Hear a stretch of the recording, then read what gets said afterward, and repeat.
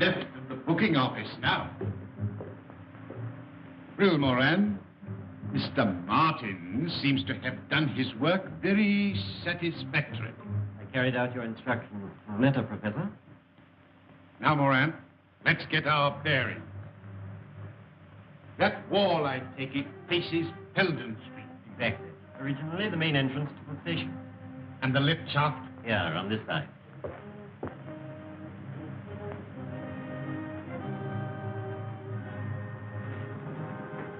Lift at the bottom.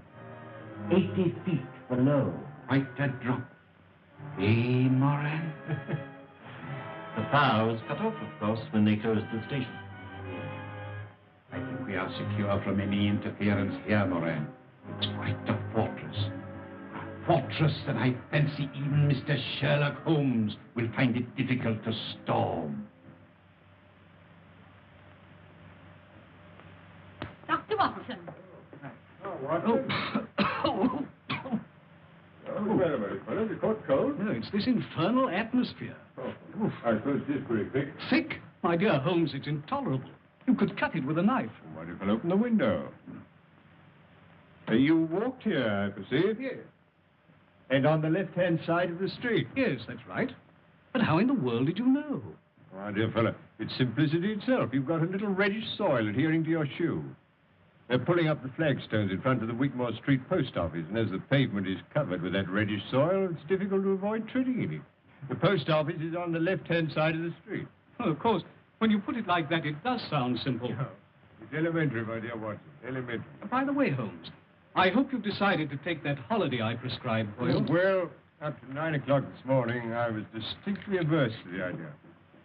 But I received a letter from an old friend of ours which inclines me to change my mind. I'm delighted to hear it. Who's it from? My dear fellow, I'll read it to you. My dear Holmes, I'm sending you and the doctor yet another invitation to visit me here. Believe it or not, it's 20 years since you disposed of the hound of the Baskervilles for me. Bless my soul, can you believe that, Watson? Seems impossible to me. Amazing. My daughter Diana is anxious to make your acquaintance. Yes, but she's engaged, Watson. Yes, to young Trevor, a neighbor of theirs. I know you hate the country just as I hate London. But stretch a point and come down for a week or two with Watson. Yours ever, Henry Baskerville.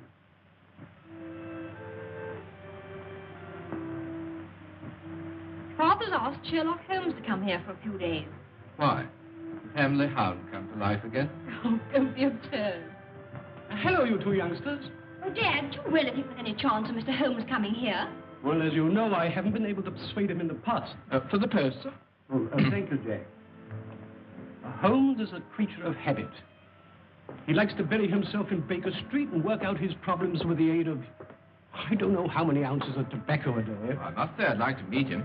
He sounds a terribly brainy sort of chap. I wonder if he's any good at spotting winners. No. Holmes's hobby is spotting criminals, Jake. I don't think racing's quite in his province.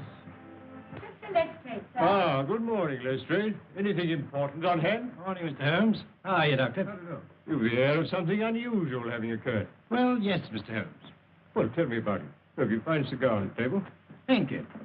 I'm leaving London. Well, God bless my soul. This is a very sad development, Watson. With Professor Moriarty, that Napoleon of crime, still at large. You and your Professor Moriarty, Mr. Holmes. You seem to see his hand behind every other crime in the calendar. Yard doesn't share your views, I'm afraid. They think it's all moonshine. Well, moonshine's a brighter thing than fog, Lestrade. However, tell me where you're going. Exeter. Exeter? Oh. Promoted chief inspector. Reorganizing the traffic, I presume. No. Barchester races. Half the West Country turn up. And they make Exeter their headquarters. Well, good luck, Lestrade. If your talent for organization is equal to your flair for detection, Barchester races should be something of a sensation. Thank you, sir. Well, in case it's any use to you, the Chief Constable, Colonel Ross, gave me something good for the Barchester Cup. Oh, what is it? His own horse. Silver Blaze. Well, there you are, Watson. Make a note of that. As a matter of fact, the doctor and I are going down to the West Country to stay with Sir Henry Baskerville, so we may possibly see you. I hope so, Mr. Holmes. If you do feel like having a flatter, Doctor, don't forget Silver Blaze. Watson, put a bit on for me. What?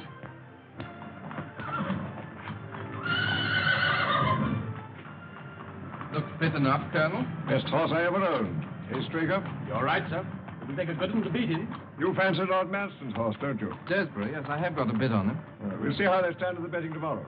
There's a call over today at the Victoria Club. We'll probably hear all about it tonight. Oh, before I go, could I have a word with you alone, Colonel? Certainly. What is it? Well, I want to ask you a favor. I hope you won't mind. Could you lend me... Well, I really want £500. Monkey. That's pretty cool, isn't I'm it? in a devil of a hole, or I wouldn't ask for it. Yeah, but why come to me? Why not Sir Henry Baskerville? Well, it's to do with racing debts, and Sir Henry's terribly down on racing. Well, have you tried your bank? You've got security. Mortgaged up to the hilt. Oh, well, what about one of those financial firms? No, that's no good. I've been dealing with old Bingham. He won't spring another fiver. What, Albert Bingham, the moneylender? No, I'm sorry. There's nothing doing. Oh, well, thanks all the same.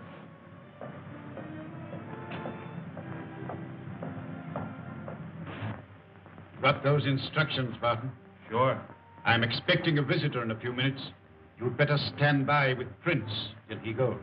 Very good, Professor. Eh? Bring him in.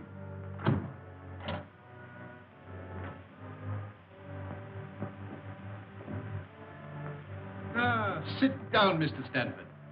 I understand you wish to consult me. Yes, that's right. What is your business? Look here, Professor. I'm a commission agent in a big way, I'm fully aware who and what you are. Well, in that case, I'll come to the point. I've laid bets amounting to over £150,000 against Silver Blaze for the Barchester Cup, when his price was 100 to 6 against. You follow that? Perfectly. His trial yesterday proves he's a smasher, a world beater. At the call over at the Victoria Club tonight, he finished up a firm favourite at 7 to 2 against. I can't lay off anything to speak of, so to cut a long story short, if Silver Blaze wins the cup, I go out of business. I see. And you wish me to arrange that Silver Blaze does not come under starter's orders. Is that it? Exactly. I must confess that this is a somewhat unusual experience, even for me. I've had some little association with the turf, merely as a form of recreation. And I have found in general that bookmakers are an honorable body of men. See here, Professor, I haven't come here... Sit down. I presume you are aware that what you're asking is out of my usual line of business. I thought you were prepared to take on anything for a consideration. Quite. It depends on the size of the consideration. Well, I've told you what I stand to lose. What's your price? £10,000. Pretty steep, isn't it? It's not my custom to argue about these matters, Mr. Stanford. Take it or leave it. Very well. Then that settles it. Now, Mr. Stanford, a few details. I'm going home now, Straker. I'm from there if you want me. Take every precaution. That's all right, sir. Hunter here sleeps in his box every night. His bed's pushed across the door and he bolts himself in from the inside. No one could even attempt to enter without waking him. Good. I can trust you, Straker. Tell me, Jack, what is the matter? There's nothing the matter, dear, really. Oh, yes, there is. I noticed it the moment you arrived. You're worried about something, aren't you? Really, darling, it's nothing. Here's the car.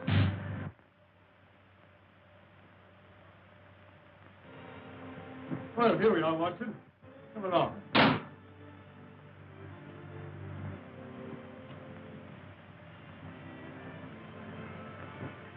My dear Holmes, delighted to see you.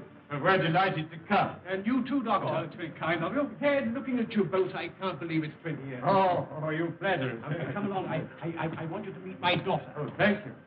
Delighted. Diana, this is Mr. Holmes and Dr. Watson. Mr. Trevor. Now, how about a whiskey and soda after your journey? Oh, thank you. I'm sure that's what Dr. Watson would prescribe. Well, if I did, you'd automatically refuse to take it. He grows more obstinate with the years, Baskerville. That's the way with most of us. Well, make yourself comfortable. Oh, thank you. Well, now, Baskerville, tell me something about yourself. Oh, no, Holmes. That won't do. You've got to do that. Carl's been promising us all a treat, Mr. Holmes.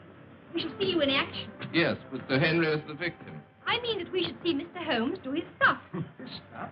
That's a modern expression, Watson, signifying to display one's talents. That's right. I want Mr. Holmes to tell us what Father's been doing for the last 20 years, just by looking at him. You evidently have great faith in my abilities, Miss Baskerville. But I'm afraid there's very little data. I merely observed that since we last met, your father has taken to billiards, that he's recently played 100 up with Mr. Trevor. Absolutely correct, Holmes, but how... Oh, my dear fellow, it's simplicity itself. I observed that both you and Mr. Trevor have traces of blue chalk between the forefinger and thumb of your left hand, which was put there, obviously, to steady the cue.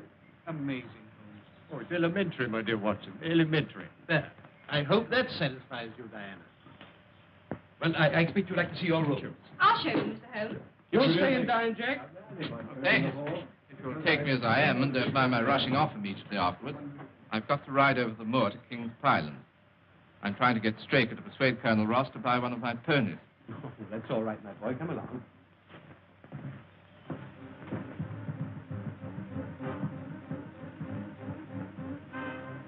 This is the place we arranged he should meet us. What's the time? It's just 8 o'clock. Here it is. You understand? Don't fail.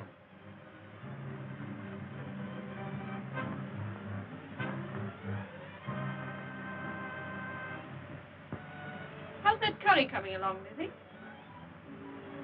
Just about ready, Mrs. Straker. Put some aside for Hunter when you've dished up. And take it across to him in Silver Blaze's box. Very good, Mum.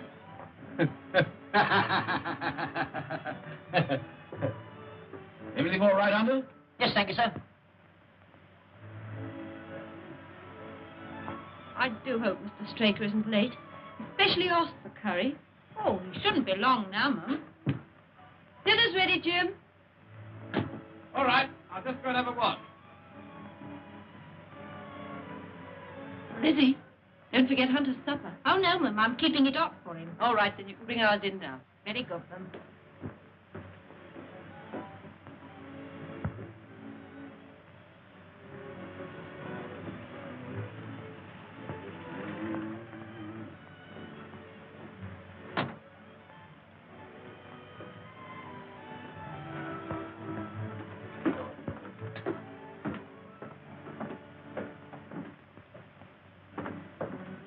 Yeah?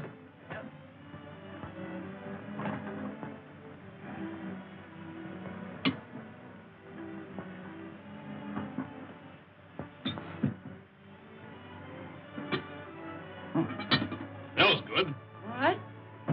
Yes, you only just came in time. Well, I've had a lot to attend to. Is the Colonel coming over again before the race? He didn't say so. He seemed quite satisfied when he arranged to dine with me. Who are you sending in the horse box at Silver Blaze? I shall send Hunter, of course. And Pilson will probably follow along with him. What's the betting on Silver Blaze now? 7-2, I think, was the last call over.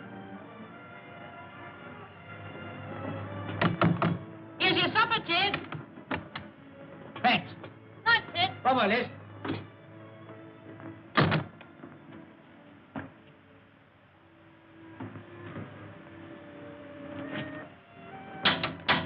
Anybody about? Oh, it's you, Mr. Trevor. Straker's home. Yes, sir.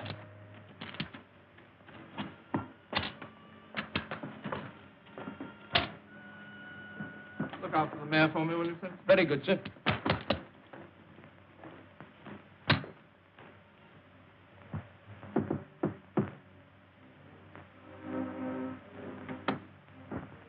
Ah, Mr. Trevor. Hope I'm not butting in. Not a bit. Come in. Just called round to have a chat about that pony. Sit down. Have a drink? No, please. Whiskey? Thanks.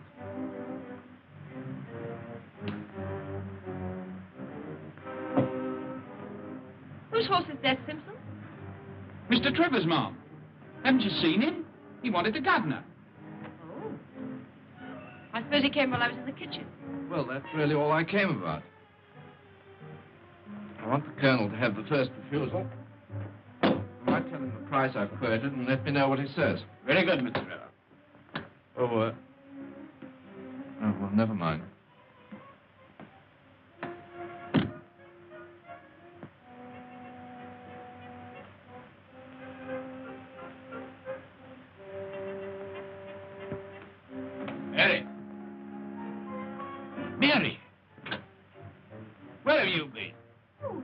turn round the yard. You have a look at Silver Blaze? No, I just went for a breath of air. By the way, Silver Blaze doing another trial tomorrow? Yes. It'll be the last before the race. Oh, well, I'm for an early night. Doesn't seem to be much to stay up for.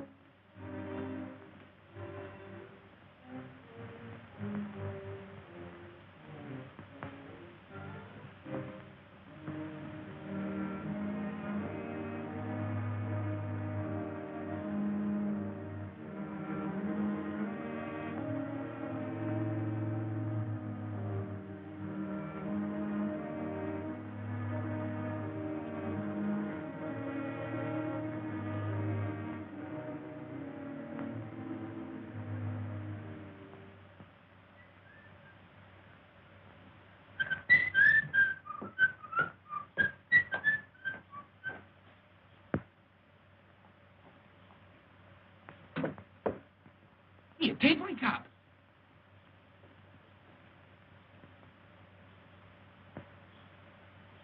What is that?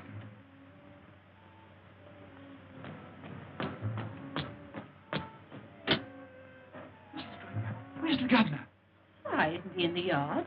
What's up? Is anything wrong with Silver Blaze? He's gone.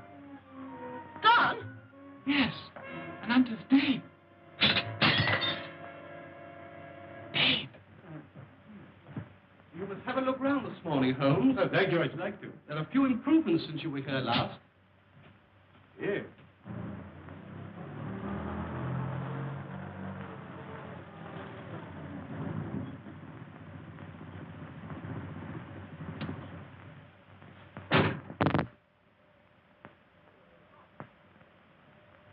Hello. Ross. Who's there with him?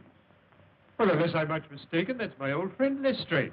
Recently a member of the London police force. Now transferred to Exeter. Hello, Ross. Morning, Baskerville. This is an early visit. Well, Lestrade, I didn't expect to see you so soon. You are Mr. Sherlock Holmes, I presume. Yes. And this is Dr. Watson. How do you do? So I could find Mr. Trevor here. Why, yes. Here is Mr. Trevor. Ah, I want a word with you, Mr. Trevor. Say, Ross, what's happened? There's the devil to pay, Baskerville. Last night, Silver Blaze was stolen. Hunter, my head lad, poisoned, and Straker has vanished. What's it got to do with Jack? That's what I'm here to find out. Well, perhaps we'd better go indoors. Come along, Ross.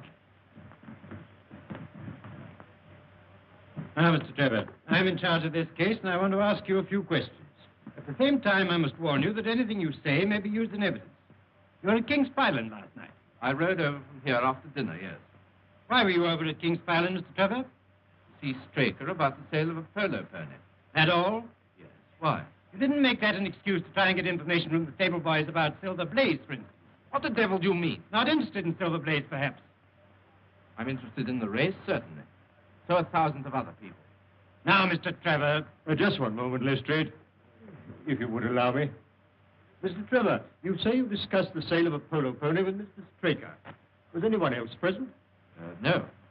But not even Mrs. Straker? No. Quite. Now, Mr. Trevor, you said just now that you weren't particularly interested in Silver Blaze. You happen by any chance to have your betting book on you?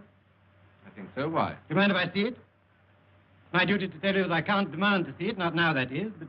Yes,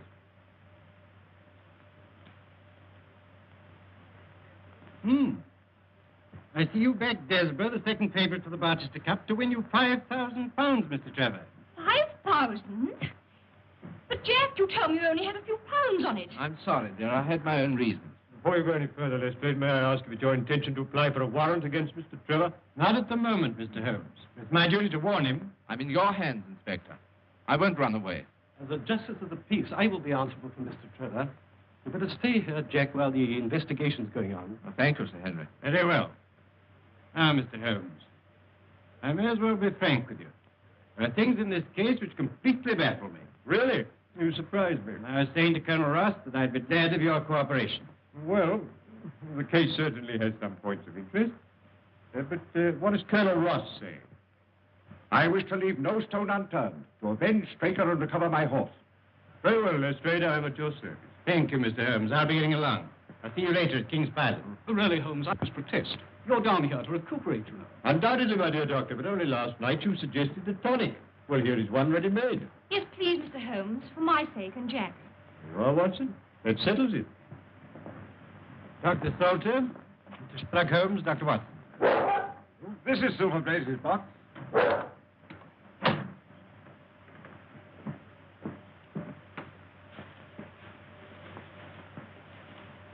So what, in your opinion, was the cause of death, Doctor? An overdose of powdered opium. In that case, he would have died in his sleep. That is so. The remains of the lad's supper, I presume. Yes, curried mutton. Oh, curry? That's significant, Lestrade. I don't know, Mr. Holmes. Any food containing sufficient poison could cause death. Oh, would it really?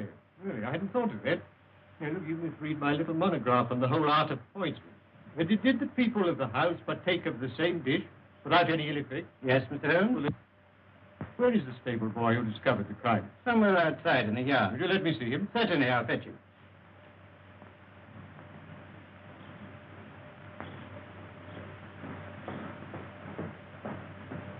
Your name, Simpson? Yes, sir.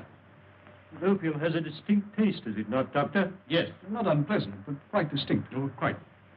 I thought so.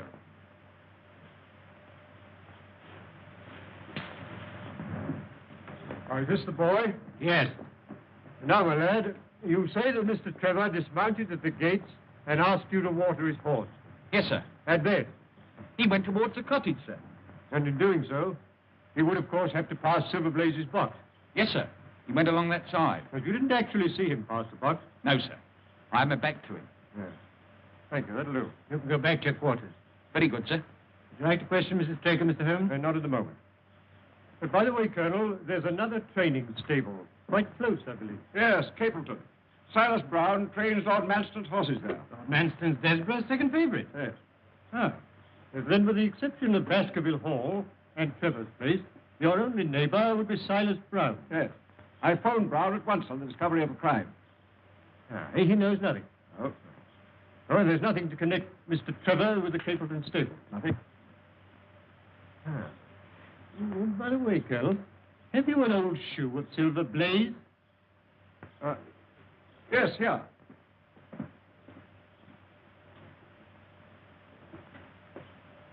How about this one? Oh, yes, thank you. Thank you. I'll put it in my pocket for luck. And have you a photograph of the horse? So?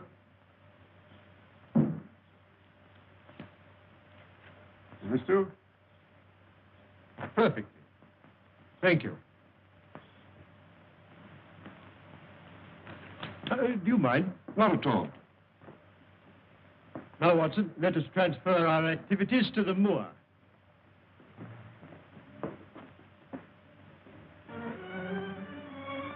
That building on the skyline, I presume, is Capleton. Yes.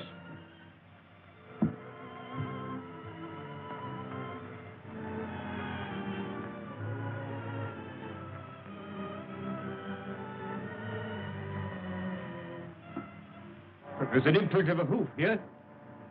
Slight, but quite distinct.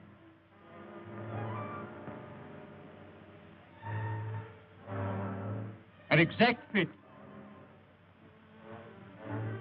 And here a footmark.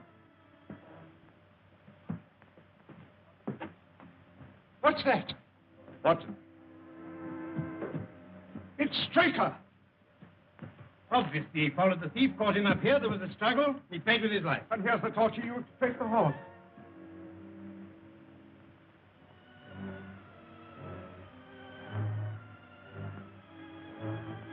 This is a very singular knife. Surely this is something in your line, Watson. Yes. It's what we call a cataract knife. Yeah. As I thought. Devised for very delicate work. It's a curious weapon for defense. Lestrade? The best you could lay hands on at the moment, I suppose. Yes. Yes, very possible. No trace of blood, I could see.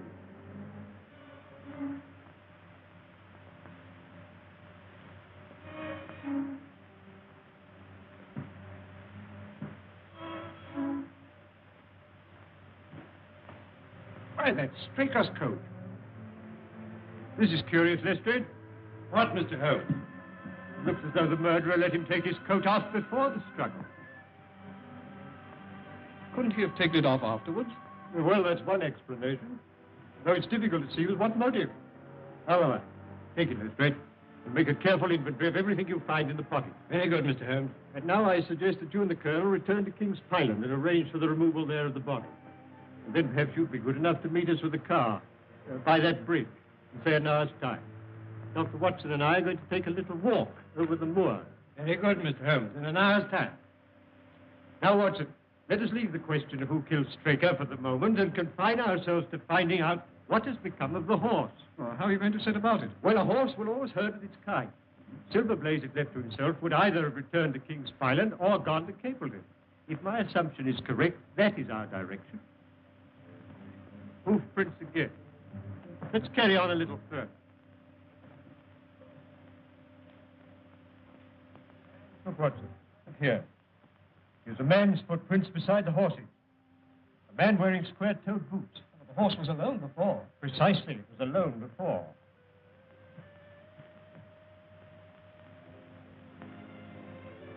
Here we are. Here's the same footprint. This time they're coming from Capleton. Yes, let's follow the trail. Looks in the pink, doesn't it? Yes, ready for anything. Aren't you desperate? Let's see. What is in the betting today? 5-1, second favourite.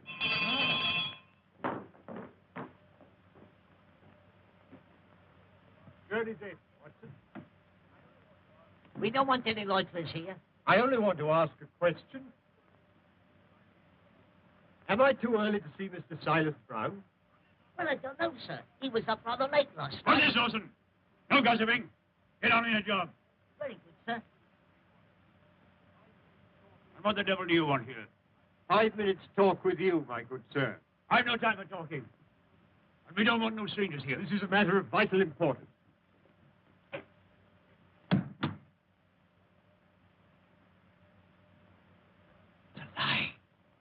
Fine. Very well. Shall we talk it over here or inside? All right. Come on. I shan't keep you more than a few minutes, Watson. That's all right, Holmes. Now, Mr. Brown, I'm at your service.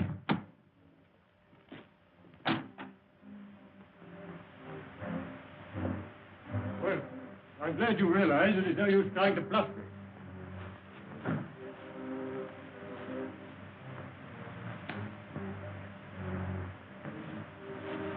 Yes, that's quite a clever bit of faking, Brown.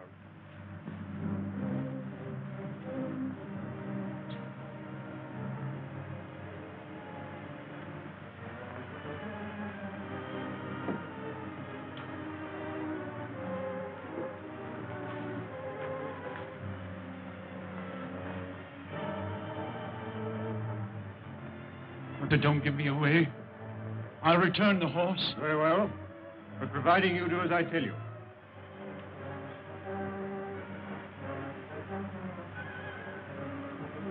Now, Brown, no tricks. You understand? I understand, sir. Your instructions shall be carried out faithfully. Very well. Guard him night and day. And engage a special detective escort when you take him to Barchester. I will do everything you say, sir.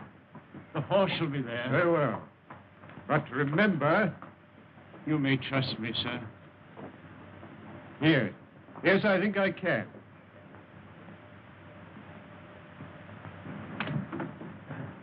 I'm sorry to keep you, Watson. Oh, that's all right. Well, a more perfect compound of the bully and coward than Silas Brown I've seldom met with. The horse is there, then? Yes. Well, he tried to bluff it out. But I described to him so exactly what his actions had been last night that he's convinced I was watching him. Well, what actually happened, Holmes? I'll tell you. Now I must go and collect Mr. Holmes and Dr. Watson. I must say I haven't much hope of their having found the horse. I'll be here when you come back.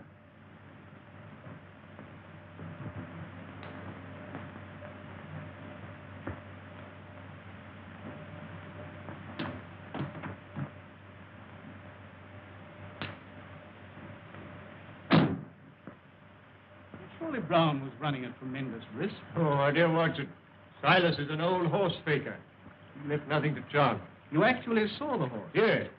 Well, I must say this for Silas. He certainly made a good job of it. Aren't you afraid to leave it with him? My dear fellow, he'll guard it as the apple of his eye. He knows that his only hope of mercy is to produce it safe. Horse stealing is a serious crime. And Colonel Ross doesn't impress me as a man who'd be likely to show much mercy in any case. Well, the matter doesn't rest with Colonel Rock. I follow my own methods and tell as much or as little as I choose. I don't know whether you've observed it, Watson, but the Colonel's manner to me has been somewhat rude. I'm inclined to keep him in suspense. Say nothing about the horse. Well, of course not, Holmes, without your permission. Good old Watson. Ah, here's Lestrade with the car.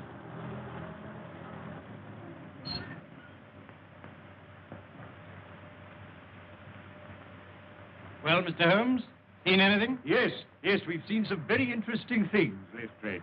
Boots. Boots? Yes, square-toed boots. Where now, Mr. Holmes? Baker's Cottage, please. I hope Mr. Holmes won't be long. I want to phone the story through in time for the 6 o'clock edition. Mr. Holmes, I represent the Western Mail. I understand you're taking up this case. No, certainly not. I'm just Holmes the busybody, retained by the police to supply their deficiencies. Oh, Inspector, there are several points upon which I should like to ask your advice. I must consider whether I don't owe it to the public to scratch the horse immediately. Certainly not. I should let the name stand. My business with Mr. Holmes now is private, if you don't mind. Right you are. I've got something to go on with anyhow. Good day, everybody. I'm very glad to have had your opinion, sir. Well, Doctor, have you made your examination? Yes. Straker was killed by a savage blow from some blunt, heavy instrument delivered with enormous force. Lestrade, let me see his coat. You have it there. Yes, here it is. Thank you. I presume you made the inventory I asked for. Don't ask me, Mr. Holmes.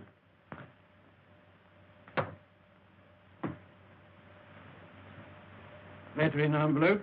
London postmark. Pipe. Briarwood pipe, Lestrade. Pouch.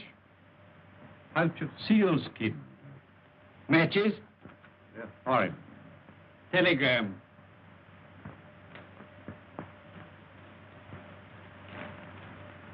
Handed in at Coombe Tracy. Let's see what the letter says first. Bingham & Co. Financier. 92A Bond Street, London, W1. J. Straker, Esquire, King's Pyland Stables, Devon. Dear Sir, please receive this as official notification that your commitments to us, secured by 6 promissory notes, were today purchased by Mr. Leslie Martin of 15 Lamb Street West, to whom you are now accountable. Yours faithfully, Bingham & Co. Our friend Straker seems to have been somewhat financially embarrassed. Well, a telegram. For Cup Final, send instructions. We'll meet you as we agreed.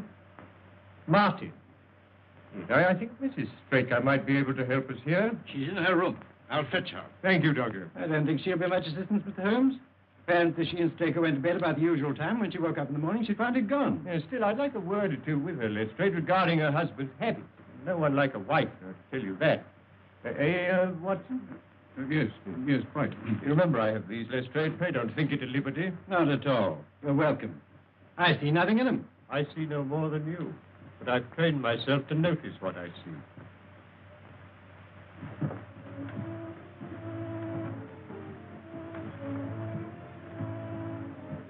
Oh, Mr. Lestrade, have you discovered anything? No, Mrs. Straker. Mr. Holmes has come over to help us.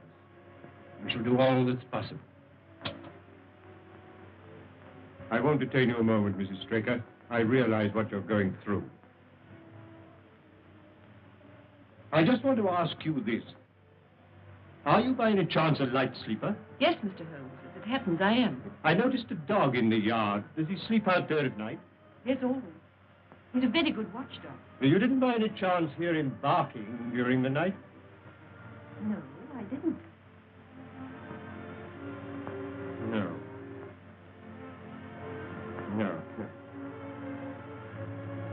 Just one other thing. Was your husband interested in football? Oh, no. Racing was the only thing that interested him. And there's just one further question, Mrs. Straker. You had curry for supper last night. Did you mention that to anyone outside the house? Why, no. No, thank you, Mrs. Straker. I don't think I need intrude upon your time and patience any longer. Thank you, Mr. Holmes. Colonel, you have a few sheep in the paddock. Have you had anything wrong with them of late? No, I don't think so. Oh, now you mention it. I believe that one of my stable lads did report that 3 of the sheep had gone lame. Ah. Why do you ask? Well, just a long shot, Colonel. A very long shot. Lestrade, let me recommend to your attention this singular epidemic among the sheep. You consider it important, Mr. Holmes? Oh, yes, yes, exceedingly so. Is there any other point to which you want to draw my attention? Well, to the curious incident of the dog in the night time. Dog was perfectly quiet in the night. Curious incident. Oh. Well, I'm going to Baskerville Hall. Will you be following? Yes, yes, very possibly, Lestrade.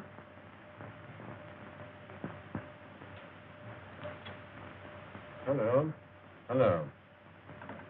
Hello. Could you please give me Coombe Tracy Post Office? Yes. Yes, I'll hold on.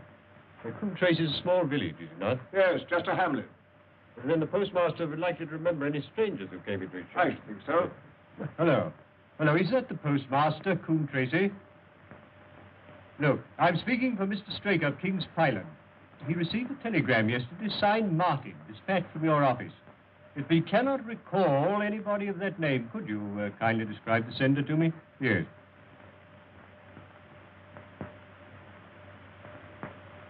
Oh, there were 2 of them. Oh. Yeah, I see. Thank you. Thank you. I'm very much obliged to you. You think the telegram's important? Very much so, Watson. Well, au revoir, Colonel. We've had a charming little breath of your beautiful Dartmoor air. Then you despair of arresting the murderer of James Straker.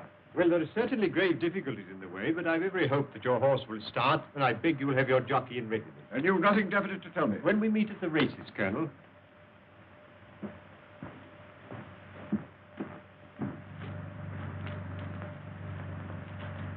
What do you make of it all, Holmes? It's innocent looking enough at first sight, Watson.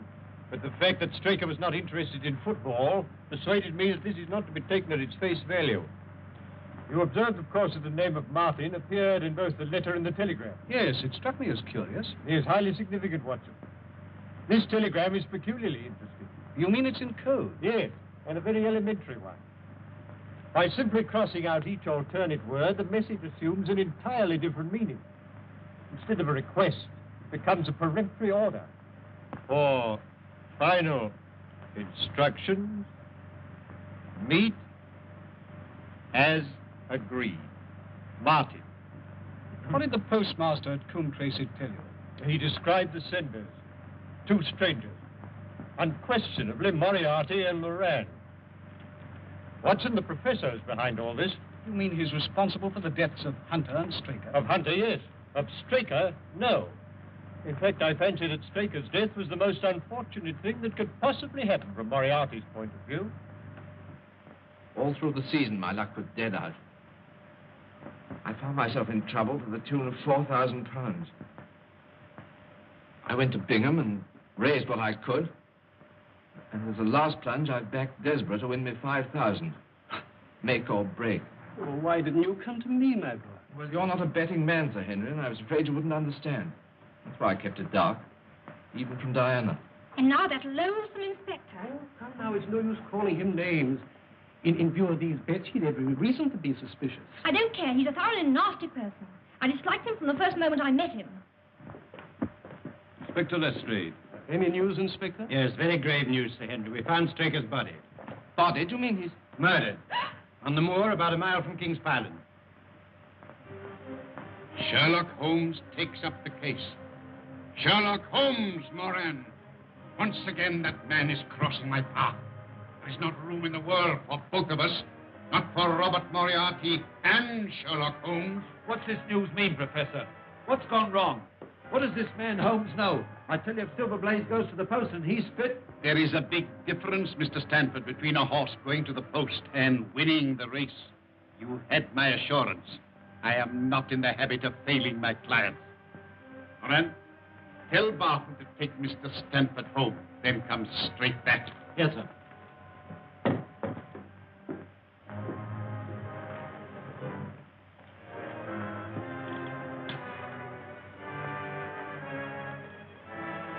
Prince, it's now 4 o'clock.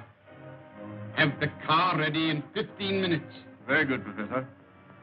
Are we out for a long run? Yes, we've got to be back in Devon well before midnight. And Prince, We'll need the gun. Okay.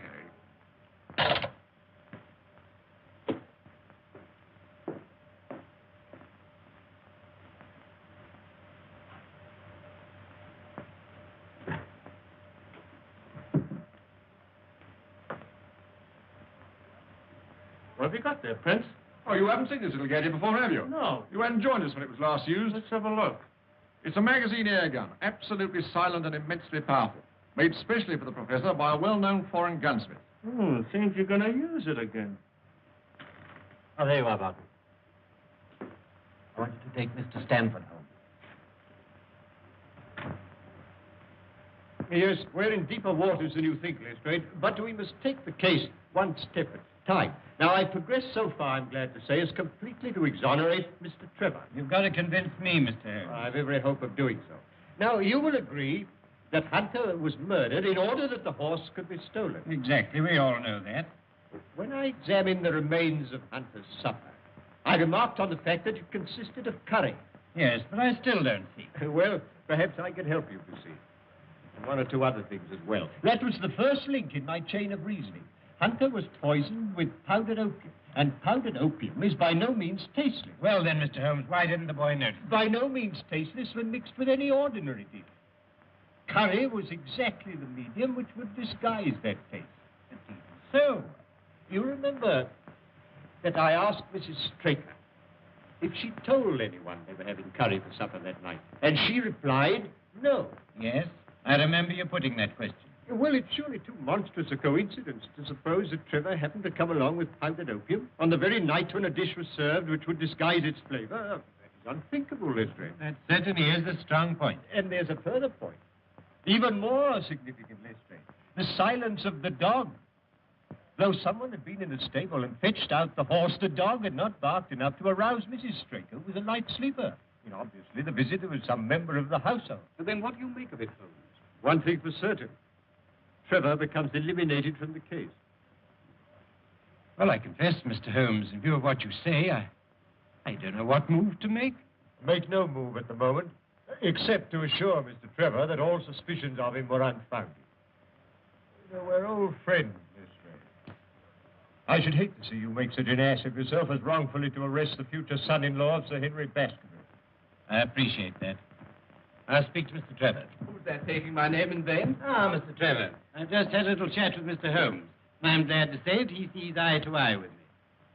You quite understand that at the commencement of this case, it was my duty to follow up any clue, however slight. I don't mind telling you now that I never seriously suspected you. Well, he can't say fairer than that, can he? Well, I'm very glad you feel that way about it, Inspector. But I still don't see how it helps us. Who did put the opium into the curry? Who did steal the horse and kill Hunter and Straker? My dear Lestrade, it's a capital mistake to theorize before you have all the evidence. It biases the judgment. Then you're not going to tell us anything, Mr. Holmes? Well, not at the moment, Miss Baskerville. There's one other link in the chain to be tested, and to do that, I'm afraid we must return to London tonight. Tonight? Yes, Dr. Watson and I are sorry to have to run away like this. Well, there's nothing before the midnight train from Exeter. Dinner will be ready in a few moments. You'll have heaps of time to dine here in comfort before you go. Well, thank you. I shall be delighted. I hope you'll stay and dine too, Inspector. Oh, thank you, sir.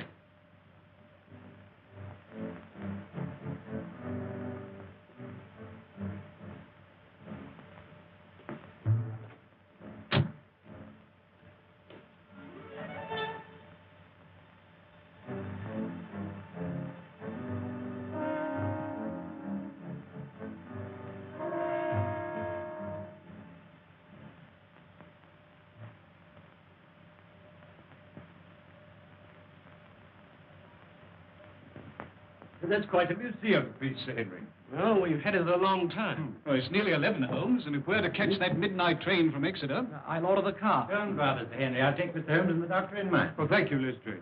Yes, it's a pity you've got to leave us, Holmes, and I'm sorry you can't tell us any more. You're leaving 3 very puzzled people. Well, I hope to solve the puzzle for you all on Cut Day, in Colonel Ross's box.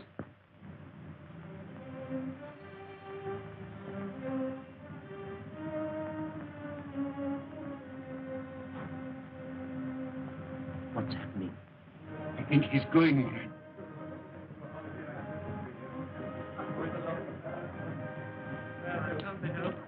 Au revoir, Holmes. Safe journey. Thank you so much. Goodbye.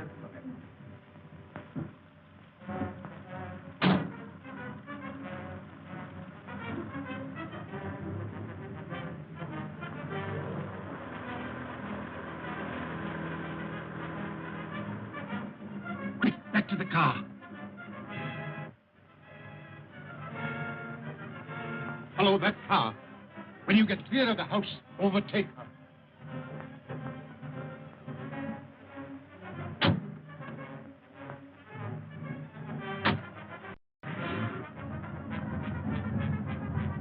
I've the strongest reasons for thinking that Professor Moriarty's the brains behind this crime. You know, he seems quite an obsession with you. You still don't believe in the Professor? Frankly, Mr. Holmes, I do not.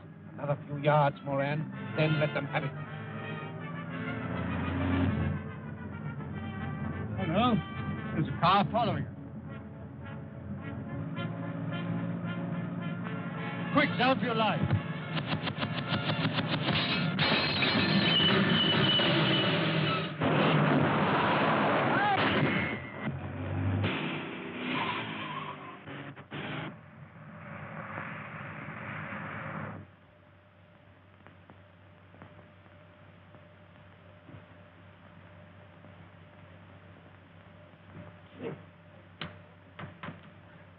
Were you hurt, Watson?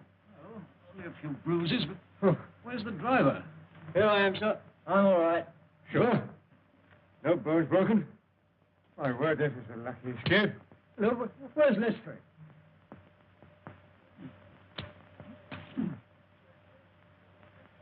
Watson, you see Lestrade? Lestrade!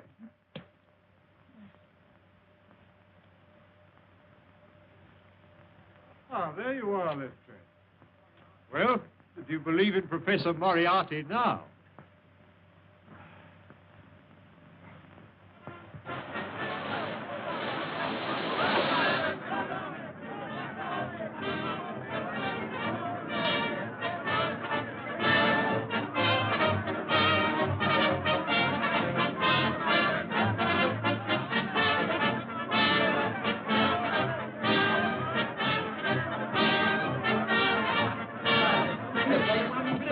Silver blaze, 61. I'll take it. 60 pounds to 10.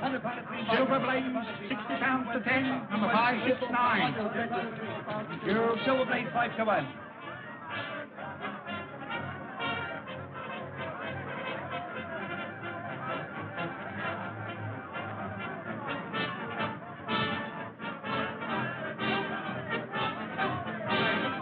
May I borrow your glasses, Mr. Holmes? Thank you. You doing anything for the street, Artie?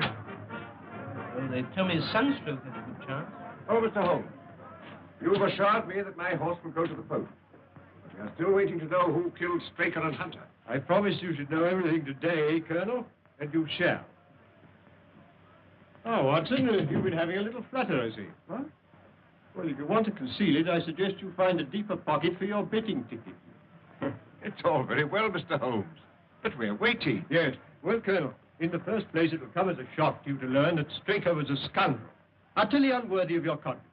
Are you serious, Mr. Holmes? Yes, acting under the orders of a master criminal who bought up his debts and so had it in his power to ruin him, he poisoned Hunter and then took Silver Blaze out on the moor in the dead of night.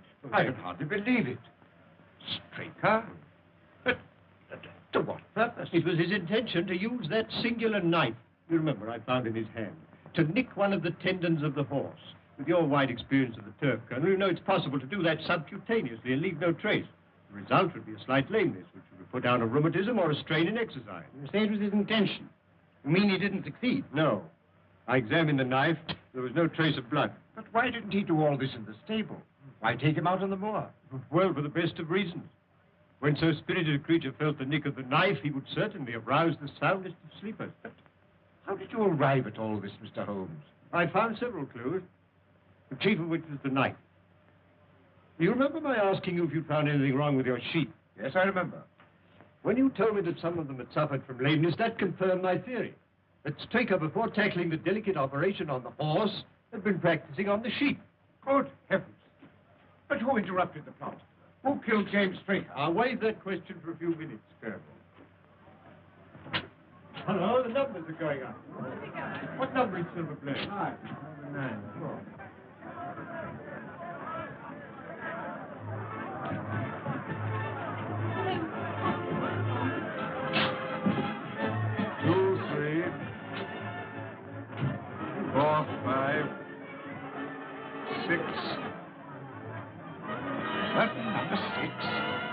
Why, my jockey's riding another horse. Silverblaze doesn't run. Look, Holmes. Silverblaze doesn't run. There's been a mistake. The 6 should have been a 9. Mr. Holmes, I'd relied on you implicitly. Yes, and you may still do so, Colonel.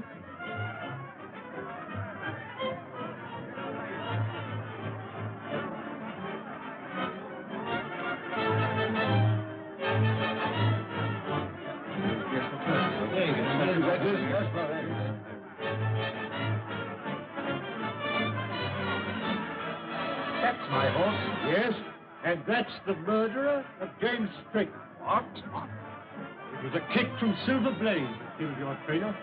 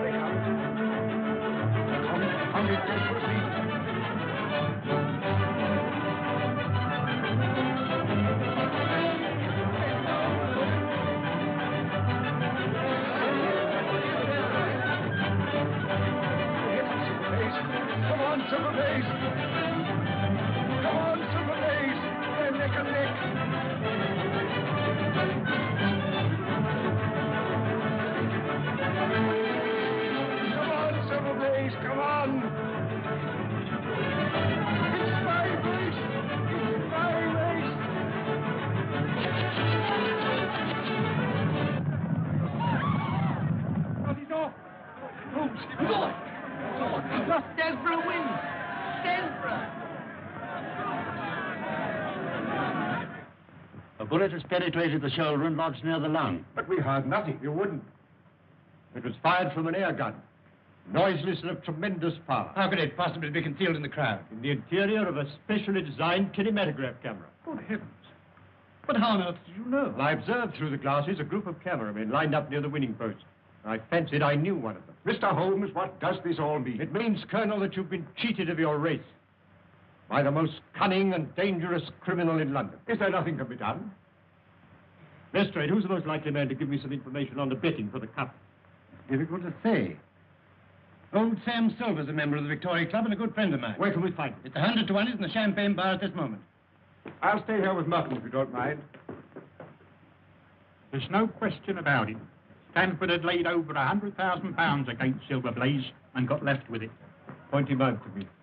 There he is, Mr. Holmes, in the dark suit and the bowler. Thank you, Mr. Silver. Watson, I want you to take particular note of that man. Not a word, Sam. Trust me. Excuse me, Mr. Holmes. You can rely on me to look after this. Yes, but I think you need a little unofficial help. Just to supplement your usual happy mixture of cunning and audacity. Is there anything I can do? Yes, my dear Watson. A job that involves tenacity of purpose, of which, my dear fellow, you've given me so many proofs. Look, I want you to remain here and never lose sight of Stanford. Lestrade and I will drive straight back to Bakersfield. Yes? Lestrade, will you give instructions for your car to be at Dr. Watson's disposal? Certainly, Mr. Holmes. And you might tell your chauffeur to get into Merton. As soon as Stanford leaves, follow him. When he arrives at his destination, send the car back to Baker Street. Then go to the nearest phone box and tell me where you are and wait for me. Is that clear? Perfect.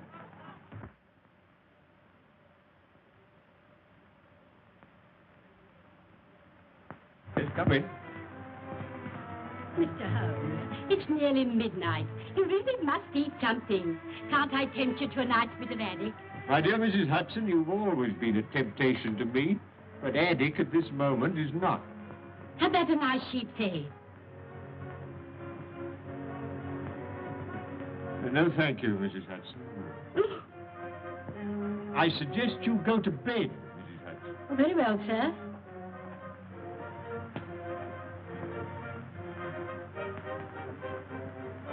Still your move, Lestrade.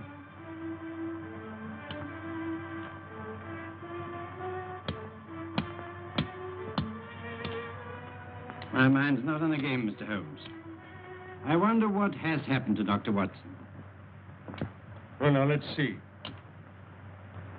It was 5 o'clock when we left the court, and it's now... Well, now it's nearly midnight.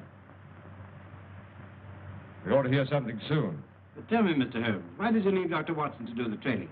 Why not yourself? Because, my dear Lestrade, when you set out to draw a badger that's gone to earth, you send a ferret down after him, while the man with the gun remains outside. Professor Moriarty is the badger, Dr. Watson is the ferret, and I, my dear Lestrade, am the man with the gun. I see. And Stanford? Well, Stanford, if he's a wise man, will go straight to Moriarty with whatever price he's paying.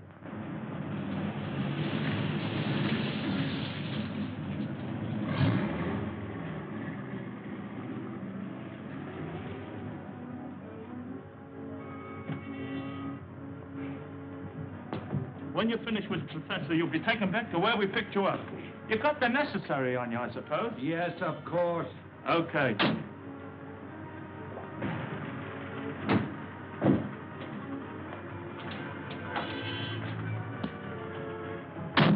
I want you to go straight to Mr. Holmes' rooms in Baker Street.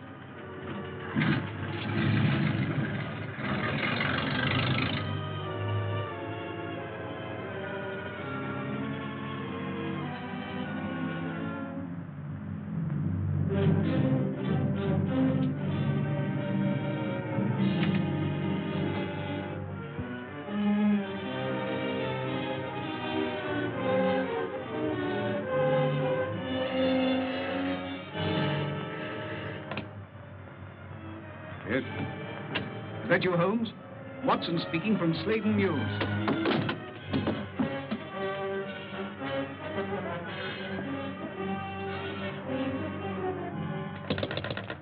Watson! Quick, Lestrade, there's something wrong. They've got Watson. Inspector Lestrade chauffeur, sir. Good. Drive us the way you dropped Dr. Watson. Right.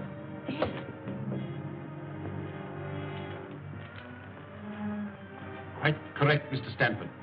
I must say this case has proved more intricate than I anticipated. It should have been worth a trifle more. However, perhaps next time. You may go. Barton? Here.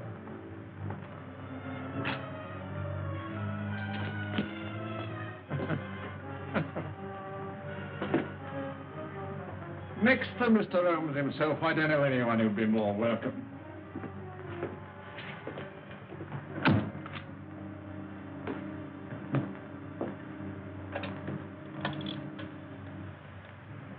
Hello. Professor? Who do you think I got here, of all people? No. Dr. Watson. Eh? Watson, did you say? Dr. Watson? What are you doing here? Moran. Yes. Yes. Caught him prowling around the yard. Shall I bring him in? No, not just yet, Prince. I leave him alone with his thoughts for a while. Nothing like a little suspense. I imagine that 3 weeks' wait for the hangman is infinitely worse than the final interview. Eh, Moran?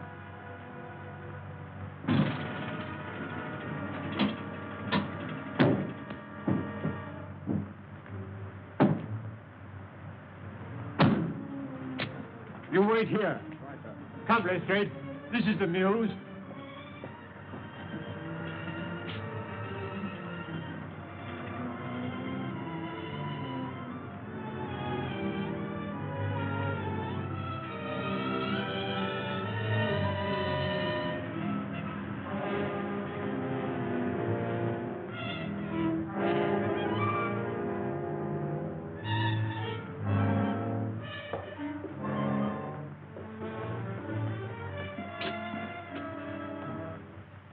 Looks pretty solid, Lestrade.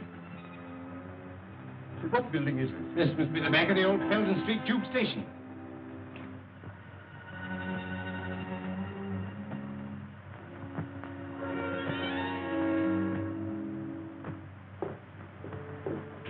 What are you going to do, Mr. Holmes? Drive straight to Scotland Yard. And then? The headquarters of the London Transport. Now, Moran, I think we'll interview the doctor. That you, Prince? Bring in Dr. Watson. Right now.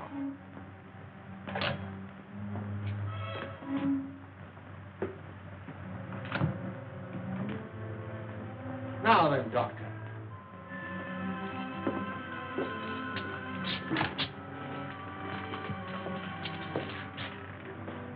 This should be most amusing, Moran. Ah, come in, Doctor. I have had the pleasure of several interviews with Mr. Holmes, but never before with his talented friend and colleague. Won't you sit down?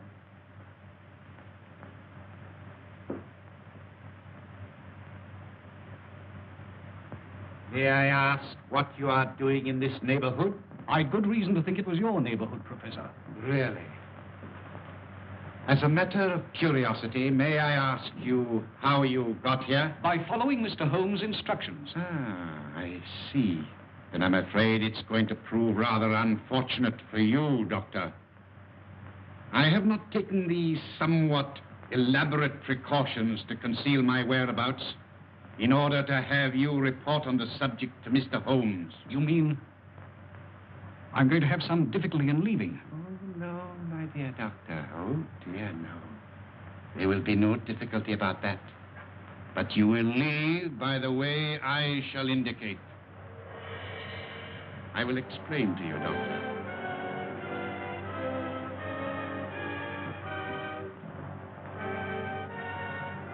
You are now in what was the Peldon Street Tube Station. Behind that panel is the lift shaft. A sheer drop of 80 feet. If you have any last message to send to Mr. Holmes, I will see that it is delivered. Sherlock Holmes will call a reckoning with you, Moriarty, without any reminder from me. So that is your last word.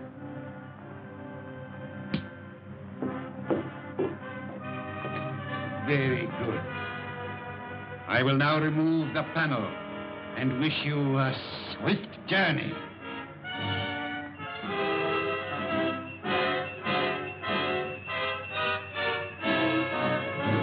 Don't move, any of you. Holmes! Except you, my dear Watson, who I'm sure will be more comfortable with that. You must excuse me for trespassing on your private property. I've had the lift put in order again. You clever... No compliments, please. I arrest you, Robert Moriarty, On what charge? for being concerned in the murder of the stable boy Edward Hunter, and for an attempt on the life of Mr. Sherlock Holmes, Dr. Watson, and... That'll do to go on with, Lestrade. When the professor has answered to those charges, there will doubtless be a number of others to occupy his attention. Listen, Holmes.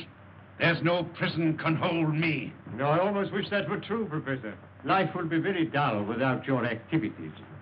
Watson, might I trouble you for a match? I think our quiet rest in the country has been a great success. Holmes, blast you. Well, it's the most amazing case we've ever solved, Holmes. Elementary, my dear Watson. Elementary.